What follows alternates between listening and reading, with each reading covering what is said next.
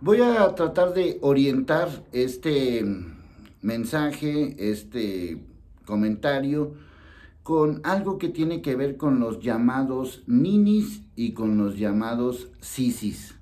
¿Qué son los ninis? Los que ni estudian ni trabajan. ¿Qué son los sisis? Los que sí estudiaron y de alguna manera tienen algún trabajo. Están también los sini, que pues sí estudiaron, pero no tienen trabajo. Algo así, ninis, sisis y sinis. No los voy a llenar de números para no hacernos más bolas, pero voy a orientar esto hacia esta situación. En lugar de llamarles ninis, se les llama en el gobierno jóvenes construyendo el futuro o algo así. Y entiendo cuál es el mensaje, no soy tonto.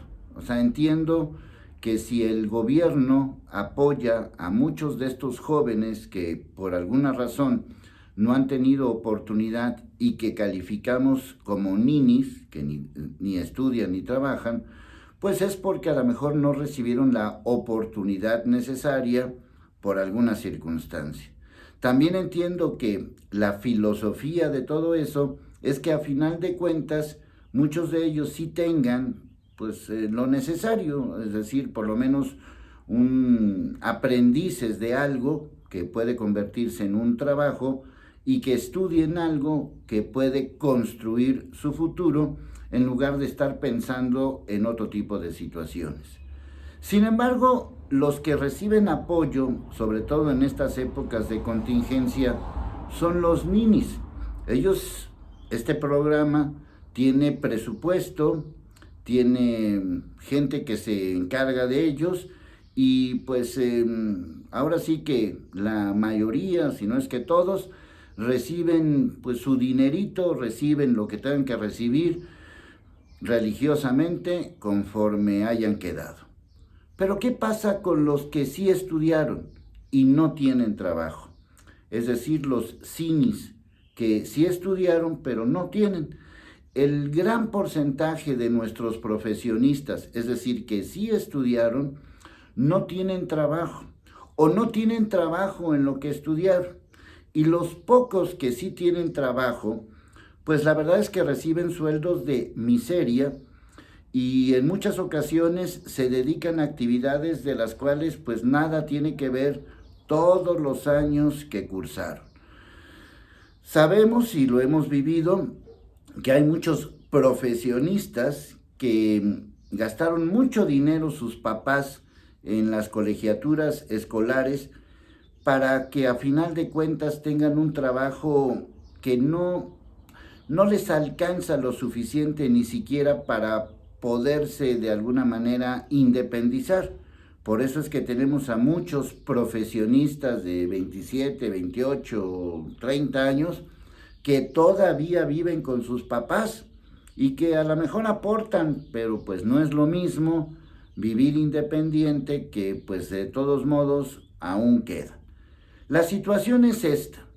Los próximos semanas, los próximos meses, va a aumentar el desempleo en México. La promesa de López Obrador de 2 millones de empleo es imposible en este país. No hay condiciones para poder generar 2 millones de empleos, aunque no hubiera ningún tipo de contingencia. Es decir, si viviéramos normales, que no existieran todo lo que estamos viviendo, aún así 2 millones de empleos es imposible en este país, por lo menos ahora. Si a eso le sumamos el desempleo que ya se presentó en el mes de marzo, que ya se presentó en el mes de abril y que va a incrementarse, es decir, va a aumentar en el mes de mayo, pues lo único que vamos a tener son más ninis, es decir, jóvenes que no tienen trabajo, que ya estudiaron, que ya terminaron una carrera y que de alguna manera no tienen forma de emplearse. Los jóvenes son los que tienen el futuro, son los que tienen de alguna manera la posibilidad de salir adelante. Pero esos jóvenes mexicanos ganan poco, no tienen muchos de ellos prestaciones, les va a costar mucho trabajo juntar dinero para que en algún momento dado puedan tener una pensión digna, y para colmo de males cumplieron con sus deberes. Es decir, sí estudiaron, es decir, sí cumplieron con lo que tenían que cumplir y de alguna manera están tratando de salir adelante.